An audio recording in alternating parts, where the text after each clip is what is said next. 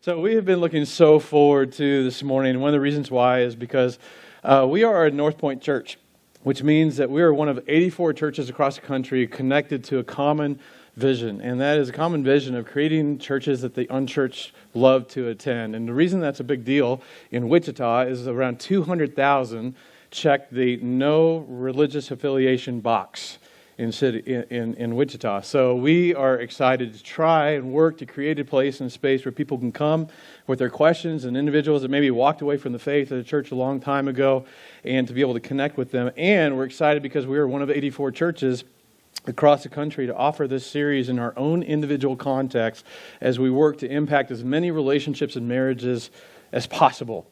And while it may sound odd for those of you that are single, I am so glad that you are here for a series like a marriage series. It's great. But here, because statistically, the odds are that you are not going to be single forever.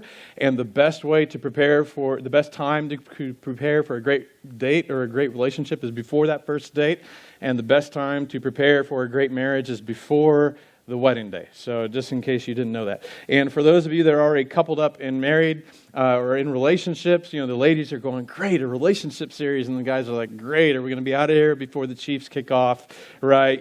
But it's just against the Bengals. All right. So here's the thing. For a lot of us, especially the longer that we're married, we can begin to treat marriage like our car. Like early on, when you first get a car, especially if it's brand new, you give it a little more TLC, a little more attention, but then as time passes, you just kind of drive it. And as long as there's no warning lights on the console, you just kind of drive it and you kind of keep going until the maintenance required light comes on. And in my marriage, this is how this works. When that light comes on in my wife's car, suddenly she wants me to give her car attention. And attention right away. And something that, because it disturbs her, she's a structured, ordered, everything, and something is alert. And I'm like, honey, it just means we need to get the oil changed sometime soon. Whatever, that does not work. That does not help. I am not going to get peace until I make that light go off. So she's not in the room. Don't tell her. What I do is she'll be distracted doing something else. And I actually happen to know how to reset the maintenance required light. So I'll just go out in the garage while she's distracted and I'll reset it and then kind of come back in and do our thing. Next day she goes out, starts up her car, light doesn't come on, out of sight, out of mind. She doesn't. And then I get what every man all we want. Peace and quiet. So she, just kidding. So, and then I'll get the oil changed at some later time. But for some of you, that's kind of how you do it. Or maybe you suddenly hear this strange sound coming from your car, and the way you maintain that is you turn the music up louder. All right, yeah, you fix it. Or like the horrible check engine light, which is like the worst of all of them. And I can fix this, and you just get a little piece of black electrical tape and kind of tape it over that. Can't see it anymore. I'm like a mechanic. So. See, some of us, that's just how we can treat a relationship. And the problem is all of us, as men and women, we can treat a relationship like, if it's not broken down on the side of the road, do we really need to talk about it? And the answer is yes. Absolutely yes. So for the next 4 weeks, we're going to talk about relationships as it relates to singles moving into a committed relationship or a special relationship in the future. If you're dating, if you're engaged, if you're newly married, if you've been married for a while, we're going to encompass all of that over the next 4 weeks. And so today is the introduction, and I'm going to set the direction. I'm going to seek to create some tension that's there. Today, there's not going to be a lot of Bible study. So if you're here for the first time and you're like, well, do they talk about the Bible? Just hang in there, come back. In fact, next week, I am going to share with you one of the most fantastic relationship statements in all of literature, and it's found in the New Testament. So you don't want to miss next week. But today, I just simply want to describe the tension and hopefully give you some handlebars to a discussion that maybe if you're in a relationship that you maybe tried to have in the past and it just didn't go quite as you hoped. And so it'll get us going in the right direction when it comes to relationships. So when it comes to relationships, all of us walk into relationships with a box. And we will all walk into a relationship with hopes, dreams, and desires. And so what that means is we all walk into a relationship with hopes, dreams, and desires as it pertains to conflict resolution. And, for some, like I grew up in a home and man, we just, it was loud. There might have been some Italian in our background. I don't know, but we're loud. We get on the table and we just hash it out, work it out. and they're done. And the other person's like, well, in my home, the way I was raised, like, no, you just like, you didn't raise your voice and whatever, and you just slept on it for like 6 months, and maybe the problem would go away, whatever it was. That's how we resolve conflict. Everybody walks into a relationship, hopes, dreams, and desires about where, hey, we're going to travel the world and try and go all over the globe as much as we can. And, and maybe somebody else is like, no, we don't even need to go outside the U.S. I mean, there's just so much to see here. And then everyone walks into a relationship with hopes, dreams, and desires as it pertains to a domicile, somewhere you're going to live. We're going to rent, we're going to lease, we'll get an apartment. We only need like 800 square feet. We can live off of love, whatever it is. Everybody walks into a relationship with, I'll always have my 2-door sports car. And, and then the other is like, maybe you get something a little more practical with like sliding doors and that thing you stick your foot out and the door opens and whatever. And then everybody walks in like, I had 6 siblings in my family. I don't like kids. I don't like my siblings. I don't ever want kids, or we're going to have one. We're going to have one. It'll be the perfect child. And so, we have hopes, dreams, and desires as it pertains to children. It's like, no, we don't want to just, have one. We'll have 2. But if we have a girl, we're going to keep going until we have boys. And then, in fact, why not just go ahead and have like a basketball team? Then we all have hopes, dreams, and desires when it comes to this stuff right here. That, hey, we're going to have a lot of money. Or we don't need a lot of money. We can live off of love. Or we're going to save, or there's going to be a budget. No, budget's horrible. Budget means no fun. We never get to do anything. And thinking about saving and looking into the future. Then there's always kind of, as you imagine, and being in a relationship, like how the chores are going to get done and who's going to do them. And she's like, oh, we'll fold our laundry together. It'll be so romantic. He's like, I know one setting, like hot, cotton, sturdy. That's kind of it. And then every man imagines what his wife will not wear to bed. And she's just like, but he just wants me to be comfortable, and it doesn't matter. He won't. So we walk into these relationships. Oh, and then when it comes to calendar, what we'll do as far as to the year, and like you just say, hey, for me, I tell you what, for my family, we'll just take, Christmas and Thanksgiving and Easter, and you can have Labor Day, Martin Luther King, and Halloween or something like that. And so that, we bring this box. We have these hopes, dreams, and desires that we bring into a relationship. We can't help it. It's just the way it is. And then there's something I can't really illustrate, and that is carrying into a relationship kind of this question of how are we going to treat each other? Like in this situation, like how will I respond? How will I behave towards him? How will she behave towards me? How am I going to behave when? And maybe you've never defined it. A lot of people haven't, but you have pretty clear expectations on how you want to be treated in this very, very significant relationship. If she loves me, she will, or she would never. Or if he loves me, then he will, or he would never. Now, there are several things that impact what we put in our hopes, dreams, and desires box. And that is ultimately what we've experienced. What we've experienced growing up, maybe what we experience with our parents and in our family. Maybe it's what we experience with other people that were close to us. And so these things inform what we put up and put in our box. And with the home that we grew up in. And it's complicated, and it's emotional, and it's a big deal.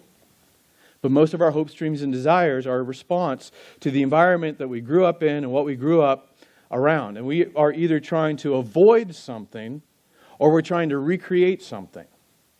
So we're either trying to avoid something, like I'm determined in my relationship, like our relationship will not look like my parents, or I am not going to be like my dad, or I'm not going to be like my mom, whatever. Or you grew up in a situation was like what I grew up in, that's exactly what I want for our relationship. Or maybe it wasn't your parents. Maybe you had an older sibling and they were married and you looked at them like that's the kind of relationship that I want to have. But even in those situations where you're trying to create something great or something healthy or good or worth recreating, in the middle of all of that is me. Because these are my hopes and my dreams and my desires. And at some point in the relationship, when you're dating or once you get engaged or sometime after you say, I do, and it could be a month or a year after you're married, you just can't help yourself. And eventually what we do is we go and we take our hopes, dreams, and desires and we go to the other person and go, here, fulfill these. Make it happen.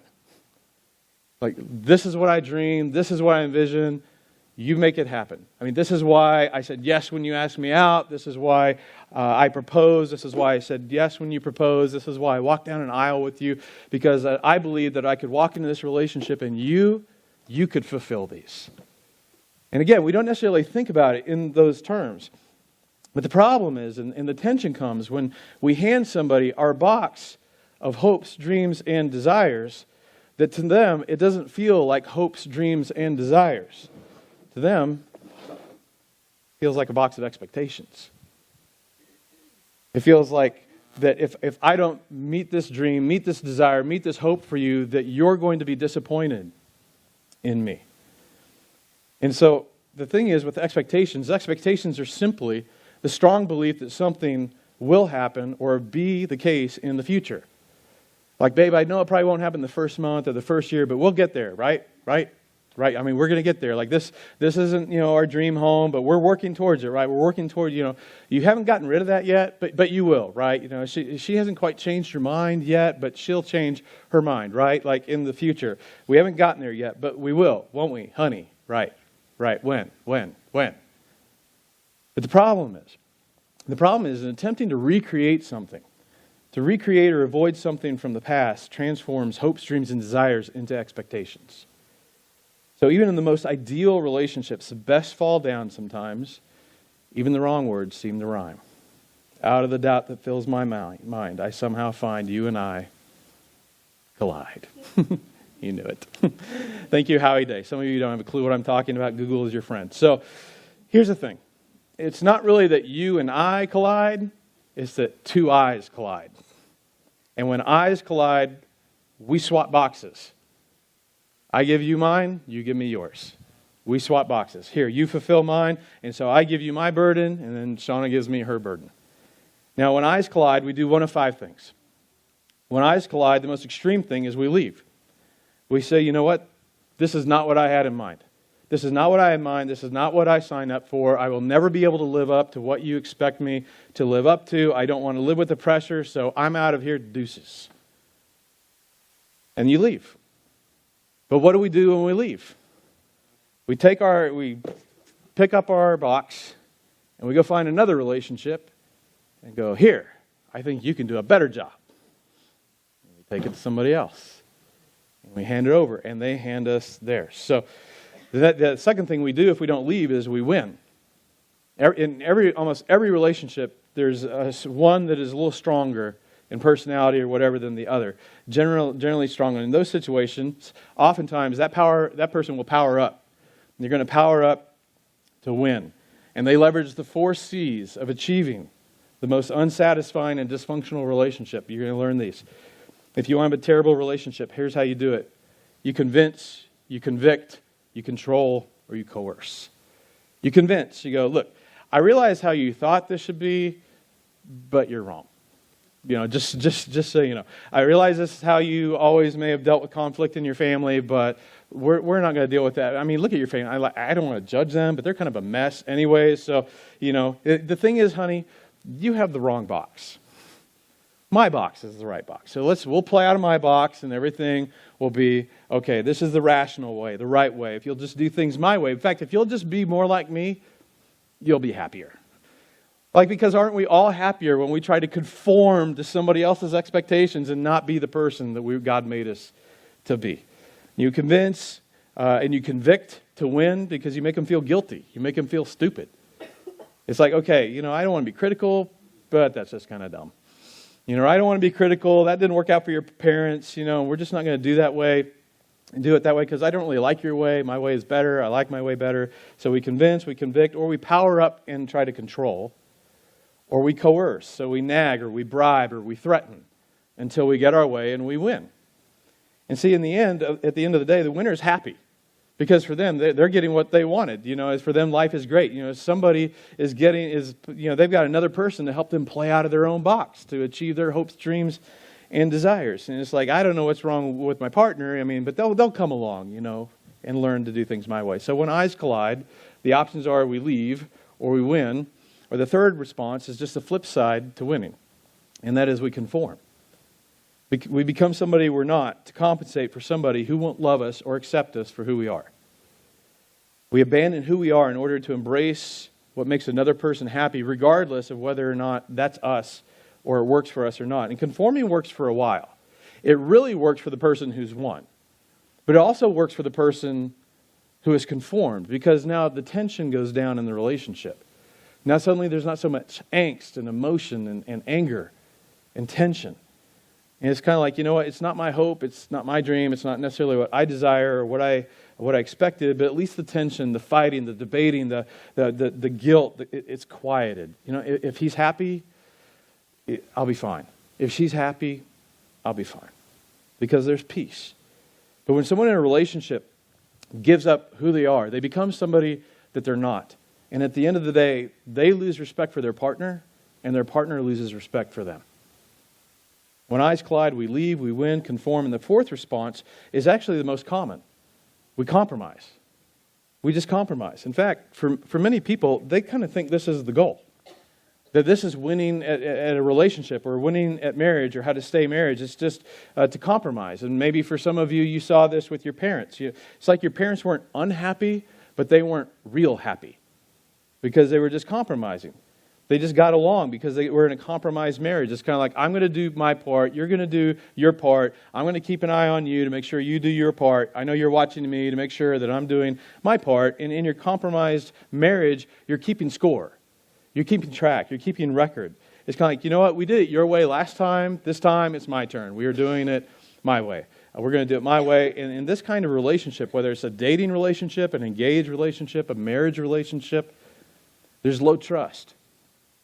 There's low trust because if it's kind of like, if I'm not careful and if I don't keep track, they might get more than their share, and things need to be balanced and fair. And why would I do for you when you haven't done for me? You know, if you try to take more than you give, you know, you'll get more and I'll get less, and we kind of keep the score, and that's not fair. And then the trust just gets lower and lower and lower.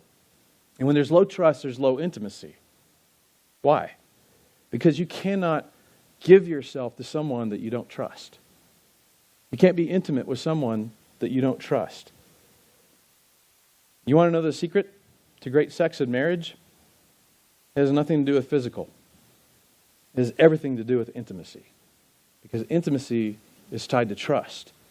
And in a relationship that's characterized by any of the things, leave, win, conform, compromise, something begins to happen. And it's not good.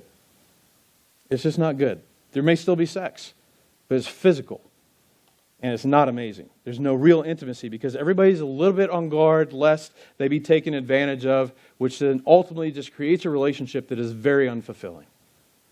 The other thing about compromise is at the end of the day, a compromised relationship is fueled by a commitment to the wrong thing. It's actually fueled by a commitment to the relationship. In fact, you may have even said, or you may have heard it said, I'm committed to my marriage. And this sounds good, but nobody marries a marriage. Nobody dates a relationship. Nobody's engaged to a relationship. In the 30 years with my wife, Shauna, more than once, our eyes collided. Usually it was my fault. I'll just say it.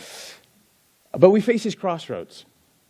And what would happen is we refused. We refused to let leaving be an option, but we were also unwilling to let winning, conforming, or compromise define our relationship. At each crossroad was this question: am I going to settle for keeping a marriage together? Am I going to settle for keeping a marriage together, or am I going to pursue something greater and be committed not to an institution, but be committed to the thriving of another person, another human being that is part of this equation? To Shauna, I was committed to a person because being committed to my marriage says I want my marriage to work. I want my relationship to work. But once again, who's in the middle of that? Me.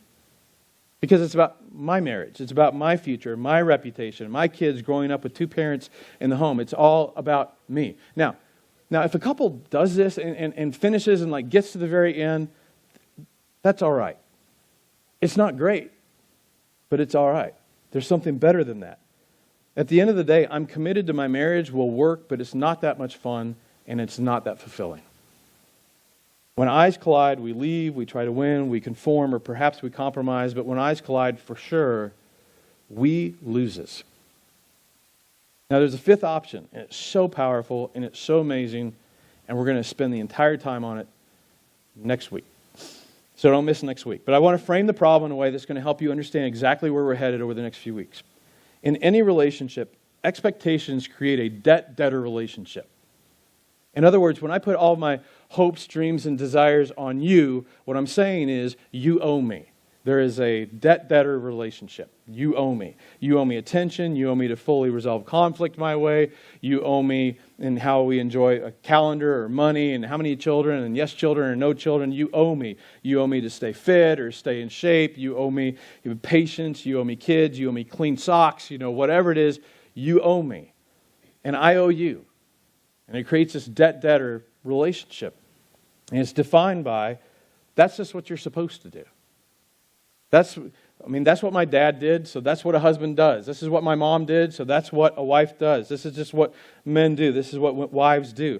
Now, here's the question. How much gratitude do you express to people who pay you what they owe you? How much gratitude do you express to people who simply provide a service that they are supposed to, in your mind, provide? How much gratitude do you express to that person that meets the minimum requirement of what you have contractually decided that they owe you? Do you know, in the many, many years that I have faithfully paid my utility bill, never once have I received a perfume-laden letter that says, "Dear Chad, we just want to express how thankful we are to you once again. You made your payment on time. We have come to cherish every month when we receive the notification that you have made your payment before its due date. We are blown away. Thank you." I have never gotten that letter, and neither have you. Now, do you know what will get me very personal, very individualized attention from my utility company? Not paying the bill. Not meeting if I'm late on that payment, I will get a personal phone call. Not even a letter. And some of you, that's a glimpse into your relationship. That the only time you get personal attention is when you fail to meet the expectation. And some of you are sitting next to someone and they're feeling some deep emotion right now because they're desperately hoping that you're listening. Because the truth is that the only time your partner gets special attention from you is when they don't meet your expectation. But you're really good about reminding them of it. Listen, the amount of gratitude one receives in a relationship where you feel they owe you is minimal because we rarely express gratitude for the things that we have come to expect. Now, in every relationship, in every marriage, you get into a routine, and that's fine. You have to get into some routines, and that's okay. And then you divide up certain responsibilities and certain roles, and that's natural and to be fulfilled by each person. It's a good thing. But when you begin to expect them to do what they've always done, if it comes down to me expecting Shauna to do that thing that she does every day or once a week or every Thursday or whatever it is, this is what I expect. I'm not going to thank you. Like, that's what I expected. You're just doing what I expected. I'm not going to go, wow, thank you for doing that thing you do every single day, every single Thursday. Gratitude says, I didn't expect that. Gratitude says, I'm grateful for that. I'm telling you, if you want to supercharge a relationship, you just express continual, ongoing gratitude. The things you do, doesn't matter. I just so appreciate.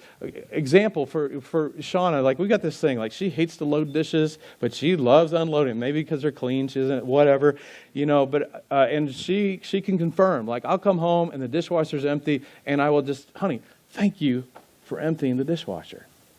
Now, don't get the impression I'm a great husband, because I fail in 95%. That's the one thing I do well. I just, words of affirmation. But if I just expect it and I come home, when's she going to hear from me? When it's not empty. Couldn't she empty the dishwasher? See, gratitude says I don't expect it. See, the other thing about the whole debtor thing is it eliminates the possibility of unconditional love. In other words, owe me eliminates love me. See, if I owe Shauna flowers, She comes to me on Valentine's Day. It's Valentine's Day. Where are the flowers? Here you go, honey. Here are the flowers. All right.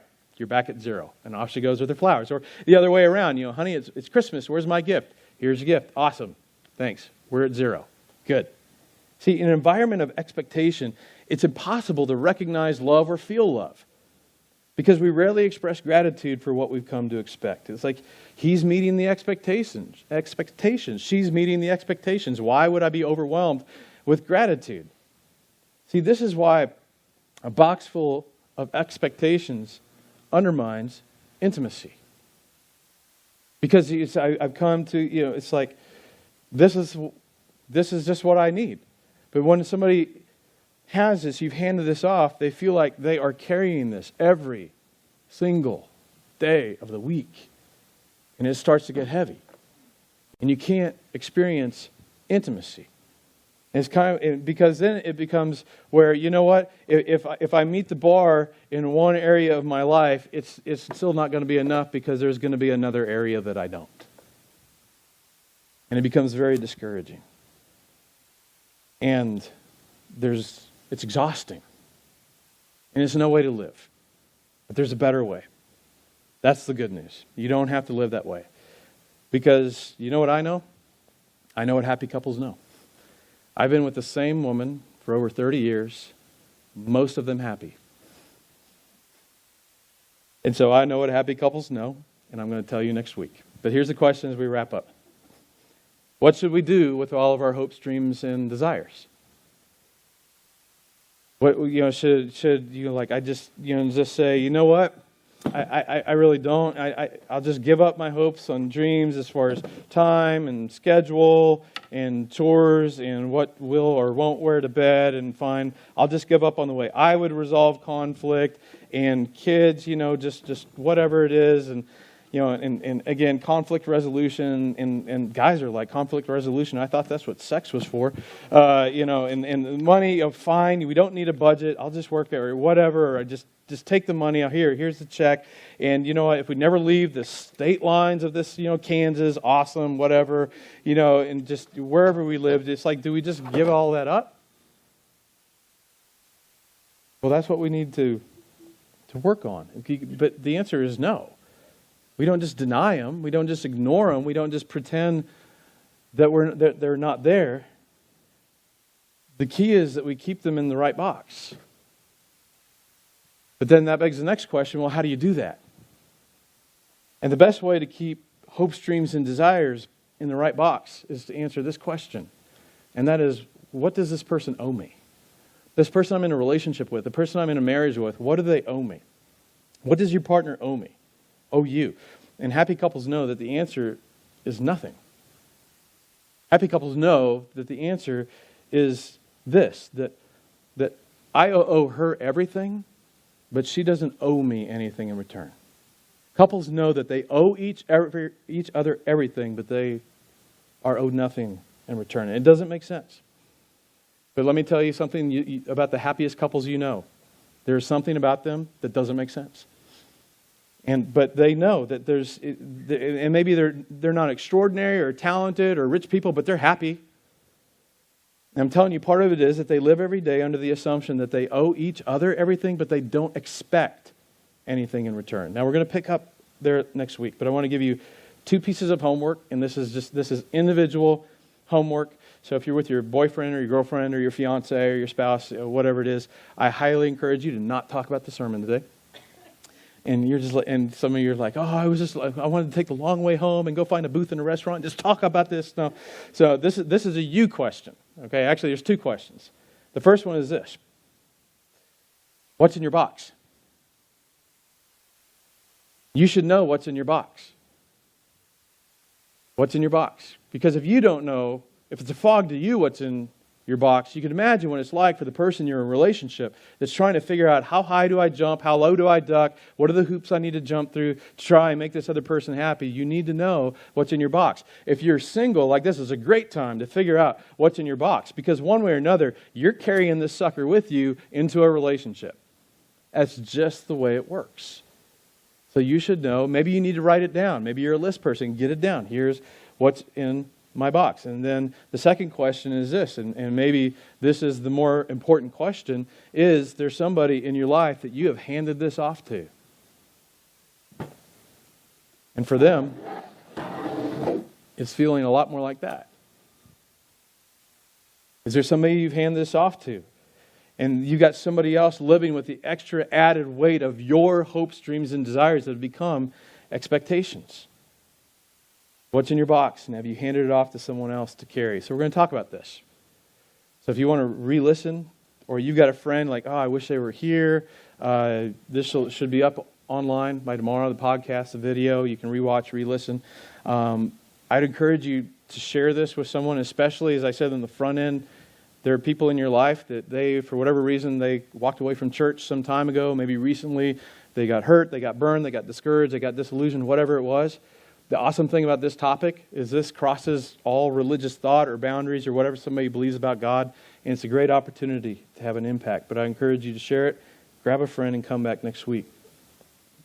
Because what we're going to do is we're going to learn how do we keep these things in the right box, and how do we have a relationship that can thrive. How do we have a relationship that can thrive and become even better? And I mean this because I've experienced it.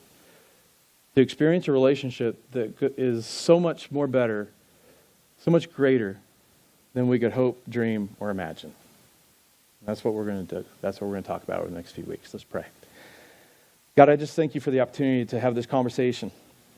And I thank you for what we're going to look at over the next few weeks. That just takes some text, some of it's 2,000 years old, but God, it is life transforming today when we apply it.